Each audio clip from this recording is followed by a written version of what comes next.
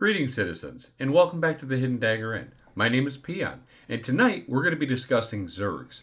How do you feel about them? Do you like them, or are you against them, as it relates to the game of Ashes of Creation? So without further ado, let's begin. Ready to work. As we eagerly await October 25th and the Alpha 2 launch, I'll be sharing more discussion-based videos while we're waiting for more content to be fleshed out. I'm going to be seeking feedback from the community on what you're hoping to see in Ashes of Creation. We'll be exploring these topics using the facts that we've learned so far about the game and the quotes from Steven.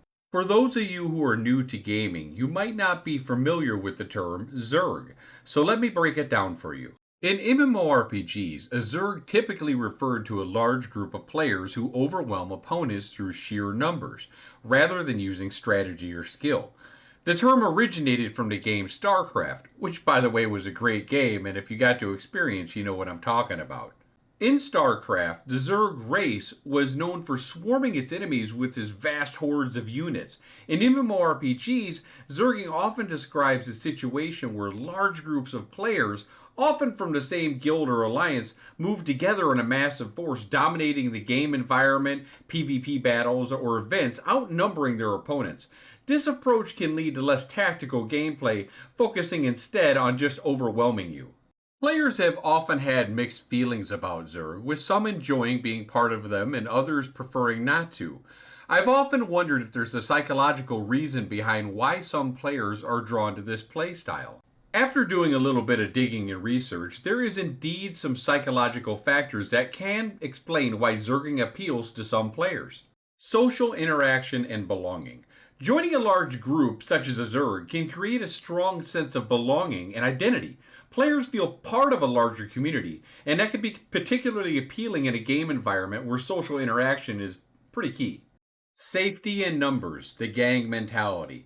Zerging offers a sense of security. Being part of a large group, of course, can make players feel safer and more confident, reducing their fear of being targeted or losing in PvP. This is particularly appealing to players who might not be as skilled individually but want to participate in large-scale conflict. Power and influence. There's a psychological satisfaction in being part of something powerful. Zerging allows players to get that feeling like they have significant impact on the game world, as large groups dominate battles, control territories like New World, or influence events. Simplification of strategy. For some players, Zerging simplifies the complexity of strategic gameplay. Instead of needing to master the intricate tactics or high-level individual skill or properly scouting, they just rely on the overwhelming force. This can be more accessible and definitely less stressful for those who prefer a more straightforward approach to conflict. Mob mentality and group dynamics. Psychological phenomena such as mob mentality can play a role. In large groups, individual decision-making can give way to groupthink, where their actions and emotions of a group influence the individual behavior. This can lead to more aggressive and risk-taking behaviors that might not occur in smaller groups or solo play. Achievement and success. The collective success of a Zerg can provide a sense of achievement. Even if the individual contributions are small, players can still feel like a part of a victorious effort, which can be rewarding. And lastly, you have social proof. Seeing others participate in Zergs can create a bandwagon effect, where players join just because they perceive that this is a norm, or because they see other players being really successful in that approach. Over the years, I've been involved in both small guilds and Zerg guilds. While I prefer the smaller guilds, mostly because Discord can become overwhelming in the larger guilds, I still enjoy being part of that larger community. That being said, it's important to bring this up because I have zero interest in joining a large streamer's guild and dealing with that Zerg mentality.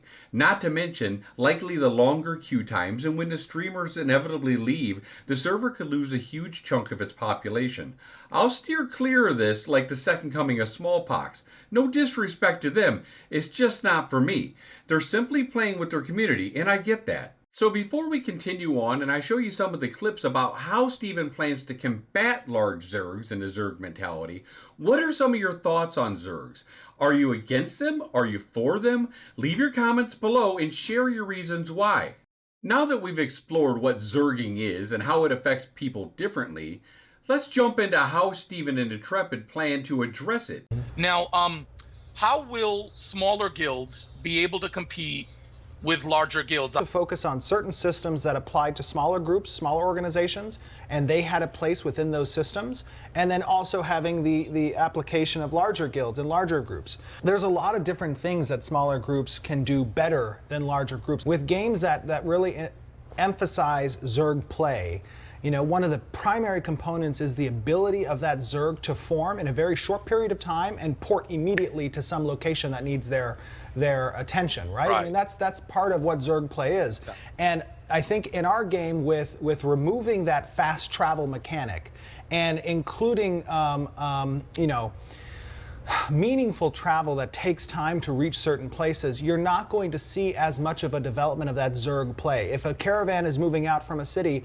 and a large guild doesn't catch wind of it until it begins moving, they likely will not have the time to organize, form, and reach that point by the time that caravan reaches its location. We want guilds to have to plan and to have people in the right place at the right time in order to like exert their influence on the world. As Jeffrey Bard stated there as well, it's going to be hard for a guild leader to try to maintain control over multiple guilds if they want to go the smaller guild route, but yet keep that Zerg mentality, trying to reap the benefits of a smaller guild. Having multiple accounts or alts could be challenging, as well as trying to manage the said guilds. I expect early on everything will be joyful while they're in the honeymoon phase. As time passes, I expect there to be more and more drama for these big guilds, and I could see them definitely splitting off. So as far as like fighting outnumbered, like would players in a smaller group have a chance to fight a larger group? Like, are there going to be AoEs that do more damage based on how many people are within this proximity, ways to combat larger groups and not just let sheer numbers like determine the victory? Well, okay.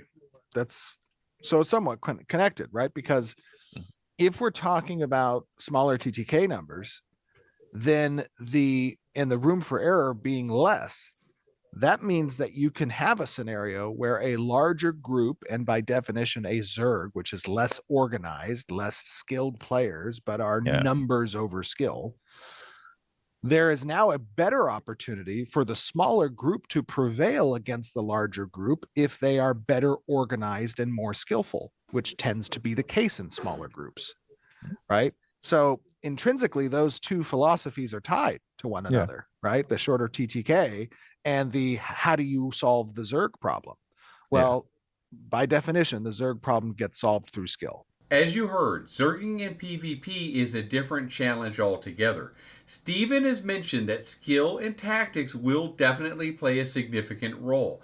I've always believed that guilds that also scout properly will have a substantial advantage.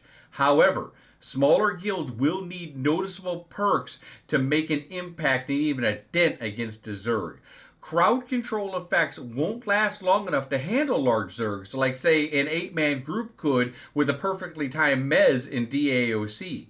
While I want skill to be a big part of Ashes of Creation, if organized group of 300 players is rampaging through the Riverlands, it's going to be hard to see how a small 50-man guild could even stand a chance, and honestly, I would never expect that, even with the bonus abilities and possibly enhanced AoE damage. Another big factor with Zergs is how they can roam through the realm, just destroying everything in its path.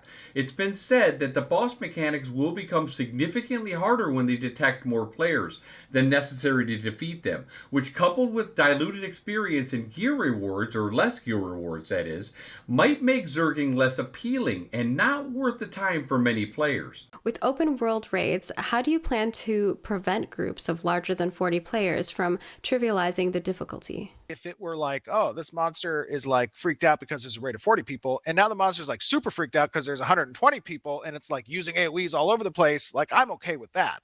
You know, abilities and behaviors that not punish, and I want to say punish, but that respond or make more difficult the more numbers that you've brought to that fight. Steven assures us that there's going to be a place for smaller guilds, and I personally hope that that's the case. I would like to see a more skillful organized groups be rewarded. Time will tell in Alpha if this can actually be achieved. So enough about what I think. Let me know what you think. You guys are the community. You guys are the ones watching about Ashes of Creation. Do you think that the guild cap of 300 is appropriate? Or would you like to see it increased or decreased? What types of abilities would you like to see implemented to help smaller groups compete when they're completely outnumbered, say 50 to 30 or even more? If you're looking for a guild, I encourage you to join the one I'm part of in Overlord. I'll leave the link below. Thanks for watching, everyone, and if you enjoyed that video, please hit that like and subscribe to help the channel grow. I'm excited to bring you much more content, especially on how to do videos when the game enters Alpha 2 on October 25th. Until then, have a great day, Vera. Work complete.